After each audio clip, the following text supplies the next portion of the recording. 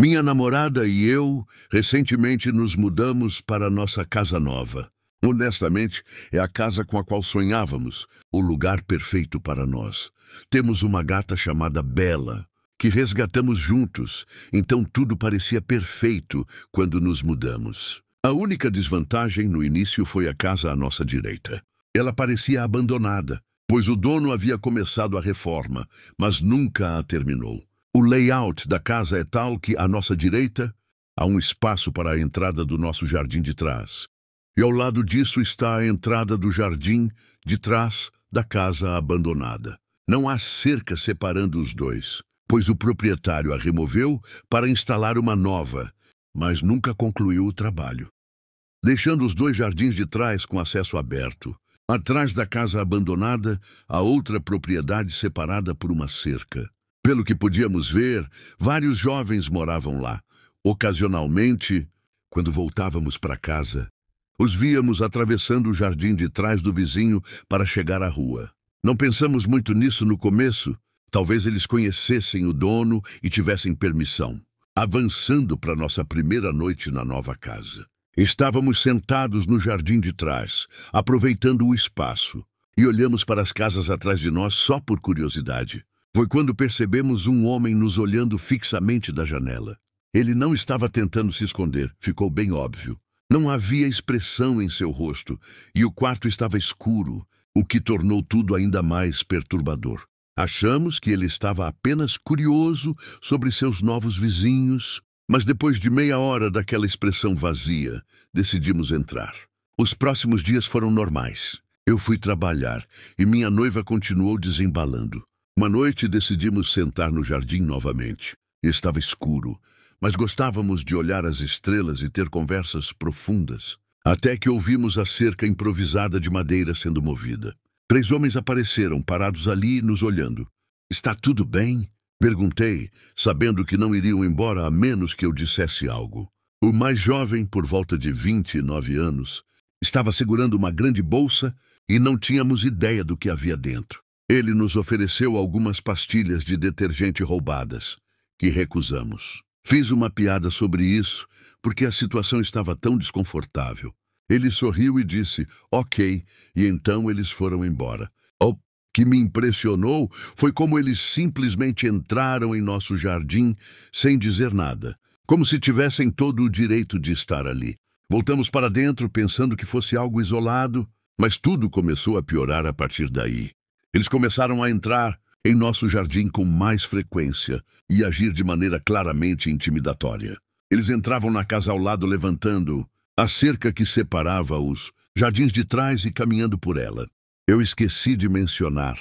Minha namorada e eu temos 20 anos. Então, claro, a ideia de que eles poderiam estar tentando nos intimidar como 2 mulheres jovens foi a primeira coisa que nos veio à mente. Um dia, enquanto eu estava limpando a sala da frente, 2 policiais apareceram do lado da nossa casa e entraram no jardim abandonado.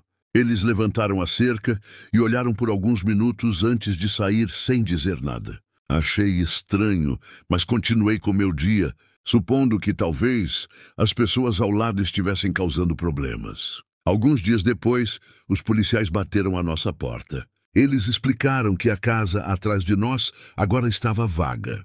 Os homens tinham sido expulsos por comportamento antissocial, aparentemente não só conosco, mas também com outros vizinhos. Honestamente, ficamos aliviados. Embora não tivessem feito nada fisicamente até aquele momento, isso significava que não teriam a chance de escalar as coisas. Continuamos nos acomodando na casa. Mas um dia, enquanto eu estava no banho, ouvi um barulho forte lá fora. Me vesti rapidamente e corri para encontrar minha namorada. A encontrei gravando da janela do nosso quarto de hóspedes, que dá para o jardim da casa agora vazia. Perguntei o que estava acontecendo, mas ela me pediu para ficar em silêncio. Após um momento, ela explicou. Um homem que nunca havíamos visto antes apontou para a nossa janela do quarto. E quando ela o percebeu, ele correu a toda velocidade em direção à nossa casa. Tentou a maçaneta da nossa porta enquanto passava. Então correu de volta para o jardim, levantou a cerca quebrada e começou a bater em todas as janelas da casa vazia. Chamamos a polícia imediatamente. Eles vieram, assistiram ao vídeo, pegaram uma declaração e foram embora. Estávamos abalados, porque ele tentaria a maçaneta da nossa porta e depois invadiria aquela casa. O que ele estava planejando? Alguns dias depois, enquanto estávamos na cama, ouvimos um assobio, o tipo de assobio que os homens usam para assediar mulheres. Era 2h16 da manhã. Ficamos quietos e depois ouvimos alguém batendo em nossa janela. Apavorados, verificamos as câmeras, mas por algum motivo elas não gravaram nada. Quem quer que fosse, provavelmente foi embora logo depois, porque os barulhos pararam. Estávamos com tanto medo de dormir que no dia seguinte fomos para a casa da minha mãe e passamos a noite lá. Quando voltamos na manhã seguinte, notamos que nossa campainha de vídeo havia sido removida e colocada no chão. O cartão SD havia sumido. Alguém claramente voltou e sabíamos quem foi. Quem mais faria isso? Chamamos a polícia novamente. E nos disseram para manter todas as portas e janelas trancadas. A mulher ao telefone até disse que a remoção da câmera poderia ser um sinal de que estavam planejando algo, o que nos aterrorizou ainda mais. Mas pelo menos ela foi honesta. O assobio, os barulhos e as tentativas de reentrar na casa continuaram por semanas. Fizemos várias denúncias à polícia. Eles nunca tentaram nossa porta novamente. Então esperávamos que tivesse acabado. Mas 3 semanas depois, enquanto estávamos na cama assistindo a clipes engraçados da nossa câmera, verificamos o feed ao vivo. Foi quando vimos um homem lá fora, usando uma máscara preta cobrindo a boca e o nariz, com o capô levantado, parado em frente ao nosso jardim com os braços abertos, como se estivesse imitando Jesus na cruz. Ele olhava para nossa janela do quarto com a cabeça inclinada. Congelamos. Naquele momento, tínhamos movido a câmera para dentro de casa, então ela não gravou. Estávamos tão abalados que nem pensamos em gravar a tela. Então ele falou, mas não conseguimos ouvir o que disse. Então ele virou, caminhou para o lado oposto da rua e ficou lá, olhando para nossa casa por cerca de 30 minutos. Chamamos a polícia novamente. Eles disseram que não era ilegal olhar para a propriedade de alguém e desconsideraram toda a situação, mesmo quando contamos o que ele fez em nosso jardim.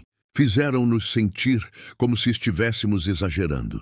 Não conseguimos dormir por dias. Qualquer barulho lá fora nos aterrorizava, até os normais. Então, uma noite às 2h52, recebemos uma notificação. Acordei minha namorada e disse, alguém está lá fora, eu sei disso. Por favor, verifique a câmera. Ela fez. E lá estavam eles. 2 homens mascarados, vindo do lado da nossa casa, iluminando nossas janelas com lanternas. Um deles, o mesmo homem que vinha nos assediando, estava segurando o que parecia ser uma barra de ferro. Por que nós? Qual era o objetivo disso? Por dias seguidos, ele ficava do outro lado da rua, apontando, acenando ou gritando coisas para nossa janela. Toda vez que olhávamos, ele nos olhava fixamente. Era claramente para nos assustar, e funcionava. Mantivemos contato com a polícia, mas eles fizeram muito pouco. O assédio continua. Agora temos câmeras e gravamos tudo, mas nos sentimos impotentes. Somente hoje, ele ficou lá fora novamente, olhando para cima para nós. Conseguimos gravar em vídeo e estamos absolutamente aterrorizados. Mas vamos atualizar caso algo mais aconteça. Deixe-me começar dizendo que eu não sou louca. Sei como isso vai soar. Paranoica, desequilibrada, delirante. Mas eu juro que tudo o que estou prestes a contar realmente aconteceu. Começou com um rosto, ou mais precisamente, rostos que todos pareciam um pouco estranhos. Há 3 meses, terminei um relacionamento com o meu ex, Caleb. Estivemos juntos quase 2 anos, e o término já estava atrasado. Caleb não era violento nem nada, nunca me bateu. Mas ele era controlador e possessivo de uma maneira sutil e calculada. Talvez a pior maneira. Ele fazia coisas como rastrear quando eu estava no meu celular e me questionava sobre o que eu tinha feito durante o dia para ver se eu dava a mesma resposta 2 vezes. Depois que o deixei, troquei meu número, desativei minhas redes sociais e até mudei de apartamento. Achei que estava fora de perigo. Então apareceu a barista. Era uma manhã de terça-feira. Passei por um pequeno café perto do meu novo lugar. Eu só tinha ido lá 1 ou 2 vezes. Quando me aproximei do balcão, a barista, uma garota da minha idade, sorriu para mim, mas algo na expressão dela me fez hesitar. Ela inclinou a cabeça e disse, "Bom dia, Sunshine." Eu congelei, porque aquele era o apelido que Caleb me dava. Não era algo comum. Ele costumava dizer isso de forma sarcástica, sempre que eu estava chateada. Como, "O que aconteceu, Sunshine?" Ele gostava de provocar. Tentei ignorar. Pensei que fosse uma coincidência. Mas então aconteceu de novo. Alguns dias depois, peguei um transporte por aplicativo para o trabalho. Era um motorista diferente do usual. Um homem mais velho, talvez na casa dos 50. Ele ficava me olhando pelo espelho retrovisor, como se estivesse tentando me reconhecer. E então perguntou se eu já tinha descoberto de onde estava fugindo. Ele disse isso de forma tão casual. Eu simplesmente respondi, "O quê?" E ele deu uma risadinha e balançou a cabeça, como se eu estivesse entendendo alguma piada. Caleb me disse isso uma vez. Depois que eu lhe disse que precisava de um tempo para me entender, ele se aproximou bem sério e perguntou, "Você já descobriu o que está correndo?" Agora, 2 pessoas estranhas repetiram as mesmas palavras dele, palavra por palavra. Isso continuou acontecendo. Uma mulher no supermercado esbarrou em mim e sussurrou, "Você não pode simplesmente desaparecer." Um cara na rua disse, "Ainda usando o cabelo assim?" Enquanto passava. Outro, alguém que trabalhava no meu prédio, disse, "Você sempre gostou dessa música." Enquanto assobiava a mesma melodia que Caleb costumava tocar quando discutíamos. Não eram os rostos que me assustavam.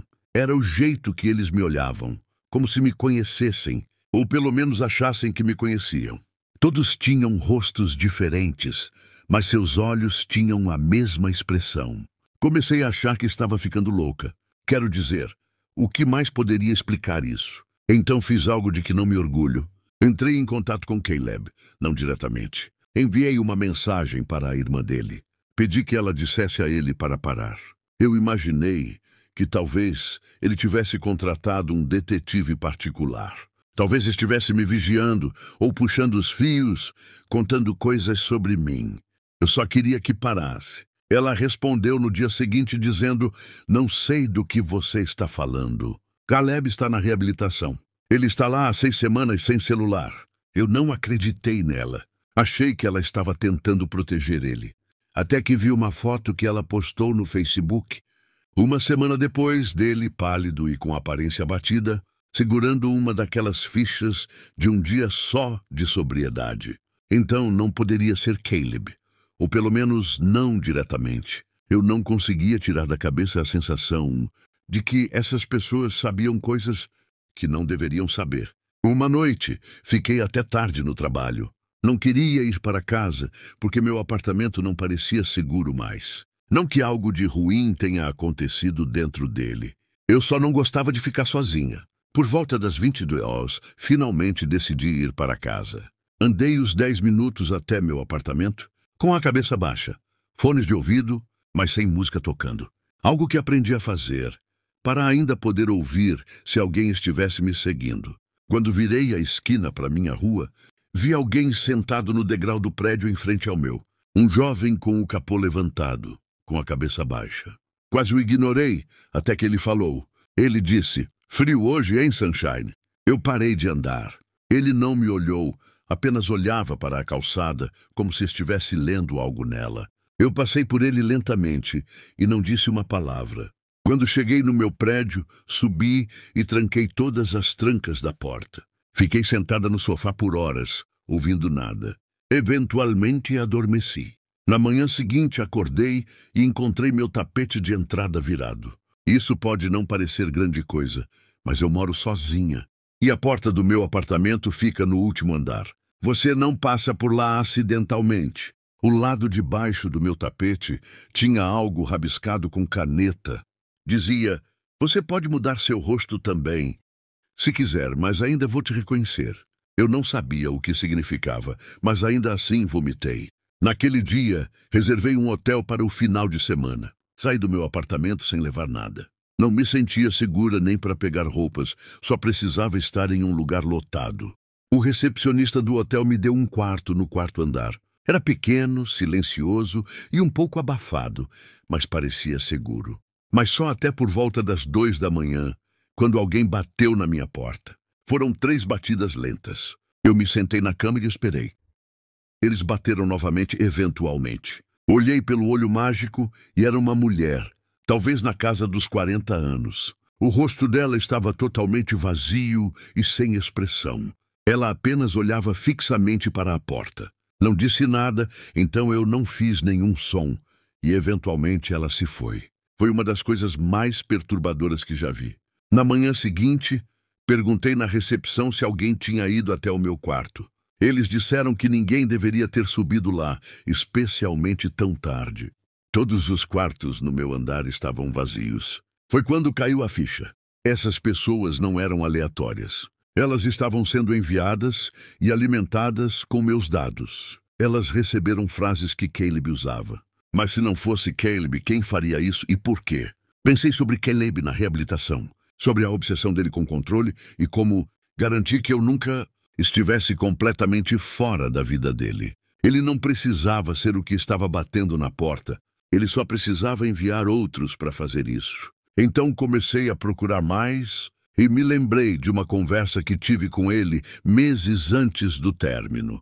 Caleb falando sobre um fórum em que ele estava, um lugar onde as pessoas compartilhavam táticas. Ele fez parecer que era algo sobre produtividade ou autodesenvolvimento. Não me lembro o nome. Honestamente, acho que ele nunca me deu o nome. Mas em retrospecto, parecia algo como uma seita estranha ou roleplay macabro. Exceto o que está acontecendo comigo de verdade. Alguém, provavelmente Caleb, contratou pessoas para dizer suas palavras e imitar seus padrões. Para que mesmo se ele estivesse fora da minha vida, tecnicamente eu ainda fosse constantemente lembrada dele. Não era um tipo de perseguição tradicional. Era um grafite psicológico. Como se ele estivesse se borrifando nos estranhos, para que eu nunca tivesse certeza de quem estava olhando. Não acho que seja sobre me vigiar, mas sim sobre garantir que eu nunca pare de procurá-lo. Mudei de novo e desapareci das redes sociais novamente. Até pintei o cabelo. Pedi aos amigos para não contarem a ninguém onde eu estava. Funcionou.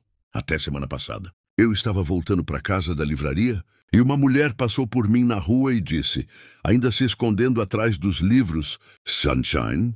Ela não parou nem para olhar para mim. Não acho que isso vá parar nunca. Talvez ele tenha pago algum serviço underground. Maluco para fazer isso comigo por um ano, quem sabe? Talvez tenha tornado público. Talvez isso seja algum jogo doentio agora. Quem pode assustar Sunshine melhor? Quem pode chegar mais perto sem tocar? Eu não confio mais no rosto de ninguém. A paranoia constante está realmente consumindo minha saúde mental. Minha família é um grupo de caseiros que não viajam, então todos ficaram surpresos quando minha tia propôs uma viagem para um dos grandes lagos de Michigan. Nós concordamos querendo criar novas memórias juntos. Meu primo reservou um Airbnb espaçoso que de alguma forma conseguiu incomodar todos os 18 de nós, o que parecia um milagre considerando o preço. A casa ficava bem na praia, com vistas deslumbrantes do lago que se estendiam por milhas, quase como um oceano. A maioria de nós ocupou os quartos da casa principal, mas devido ao nosso grande grupo, alguns de nós foram colocados em um segundo edifício logo atrás dela. Uma garagem de 2 andares com quartos no andar superior. Eu e meus 3 primos fomos designados para dormir lá. No começo não pensamos muito sobre isso. Passamos a maior parte do primeiro dia aproveitando a banheira de hidromassagem, relaxando na praia e apreciando a paisagem. De noite que realmente entramos na garagem, o espaço estava desatualizado e negligenciado, com banheiros com carpete que cheiravam a mofo, lençóis manchados e um trinco mal fixado na porta. Claramente, os limpadores se concentraram na casa principal e ignoraram a garagem. Meus primos ficaram putos e se recusaram. a dormir nas camas a menos que lavássemos os lençóis, então sugeri que fizéssemos a lavanderia. As máquinas eram pequenas, então só podíamos lavar um conjunto de lençóis de cada vez e era óbvio que iríamos ficar acordados até tarde. Passamos o tempo no andar de cima, esperando o primeiro ciclo. Minha prima Maria reclamava sobre como ficamos com o pior lugar, e enquanto ela falava, comecei a me sentir desconfortável, como se algo ruim estivesse por vir. Já tive essa sensação antes, um tipo raro de intuição que geralmente acaba em um pesadelo ou algo pior. Eu disse aos meus primos para ficarem alertas, e eles ouviram. Especialmente porque todos nós já havíamos experimentado um assalto antes. Quando morávamos em Detroit, por volta da meia-noite, o sino tocou do andar de baixo, sinalizando que a lavagem estava pronta. Desci sozinho. Troquei o ciclo para a secadora e trouxe lençóis limpos. Quando meus primos viram como estavam limpos, eles quiseram que a roupa de cama deles também fosse lavada. Então continuei subindo e descendo entre os ciclos, fazendo os lençóis de todos. Por volta das 2h37 da manhã, finalmente terminamos. Fizemos as camas e estávamos muito cansados para ficar acordados por mais tempo. Minha prima Nick insistiu para que deixássemos a luz acesa. E enquanto todos eles adormeciam rapidamente, eu fiquei acordado fazendo alguns trabalhos escolares no meu celular. Tenho um sono leve, algo que ficou comigo desde o assalto, e permaneci hiperalerta ao meu redor, mesmo estando quase dormindo. Então, por volta das 3, um estrondo alto bateu na porta da garagem, como se alguém tivesse jogado o corpo contra ela. Sentei-me, assustado, mas meus primos não se moveram. Tentei me convencer de que era apenas o vento, embora o barulho fosse pesado demais para isso. Mesmo assim, fiquei quieto e tentei dormir. Mas então aconteceu novamente. O mesmo estrondo ensurdecedor, dessa vez sacudindo a porta da garagem. O prédio tremeu com o impacto. Eu estava totalmente acordado agora, observando o quarto iluminado pela lâmpada, enquanto meus primos continuavam a dormir. Nenhum animal ou rajada de vento poderia causar isso. 20 minutos depois, o terceiro estrondo aconteceu. A garagem tremeu novamente e, finalmente, 2 dos meus primos se levantaram rapidamente. Perguntei se eles ouviram aquilo, já sabendo a resposta. Nick perguntou o que era e eu disse que não sabia, mas já era a terceira vez que eu ouvia isso. Todos concordamos que nenhum vento poderia causar esse som. Nick sugeriu mandar uma mensagem para a mãe dela, minha tia, então fizemos isso. Foi às 4h11 quando ela respondeu, percebendo que algo sério deveria estar acontecendo. Ela acordou meu tio, que correu para fora para verificar a propriedade. Ficamos no andar de cima, com medo de nos mover até ouvirmos uma batida na porta.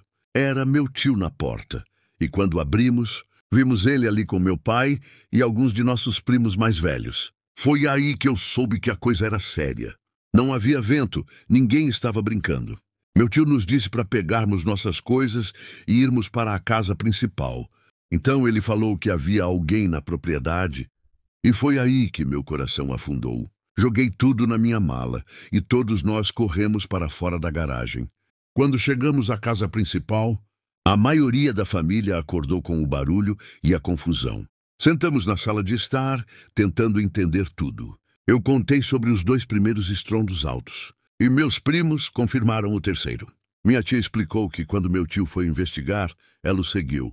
Ele gritou, "Ei!" para alguém que estava atrás da garagem. A porta da casa principal bateu atrás dela bem nesse momento, e não havia vento para explicar isso. Ela temeu que alguém tivesse entrado na casa. Então correu para acordar meu pai e meus primos. Depois de uma busca, ninguém mais foi encontrado dentro. Quando meu tio descreveu o que viu, um homem estava atrás da garagem, não se escondendo ou se movendo, mas encarando como se quisesse ser visto. Quando meu tio chamou, o homem não se mexeu. Ele simplesmente se afastou e desapareceu, não na escuridão, mas no ar. As folhas do chão não farfalharam, e não havia pegadas deixadas para trás. Meu tio não é alguém que invente histórias. Ele é um homem sério e lógico, o que tornava tudo ainda mais assustador. Meus irmãos acrescentaram que encontraram 2 cartas de bufão, uma na casa principal e outra na garagem. A da garagem era torcida e com aparência demoníaca. Uma prima apontou que bufões simbolizam zombaria, e os barulhos altos aconteceram por volta das 3h, a chamada hora do diabo. Era como se estivéssemos sendo zombados. Meu tio até verificou por pegadas, mas viu apenas as dele e dos meus primos, não as do homem. Outro primo dirigiu pela estrada durante o incidente para tentar ver alguém fugindo, mas não encontrou ninguém.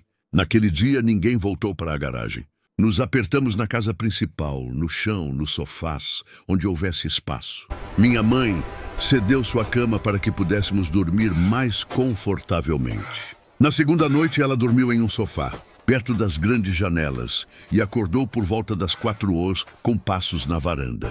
Ela não ousou abrir os olhos. Tinha medo de ver alguém olhando para dentro. Então ela ouviu alguém tentando a porta do porão. A fechadura era fraca e meus irmãos e primos estavam dormindo lá embaixo. A porta tremeu enquanto alguém tentava invadir.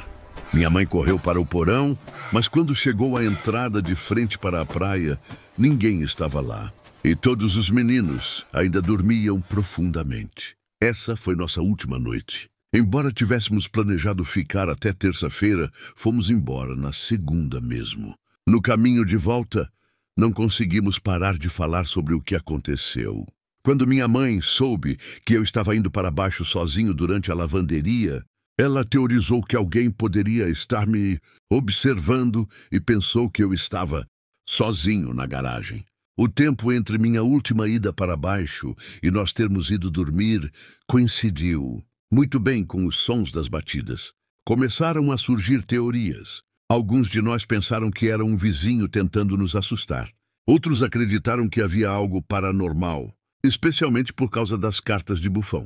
Minha tia apontou que uma pessoa normal teria corrido quando meu tio a avistou, mas esse homem não correu. Ele simplesmente observou e desapareceu. Contatamos o anfitrião do Airbnb, que afirmou que revisaria as imagens da câmera acima da porta da garagem, mas nunca recebemos uma resposta. Ele era um vizinho? Quando chegamos, minha irmã e prima passaram por uma mulher ao lado, que as observou friamente, sem amizade ou saudação, apenas um olhar hostil. A casa estava no meio do nada, e entendíamos como hóspedes constantes do Airbnb poderiam incomodar os locais, mas fomos respeitosos. Não merecíamos o que aconteceu. Essa foi nossa primeira viagem em família, e esperamos que não tenha sido a última. Apesar de tudo o que passamos,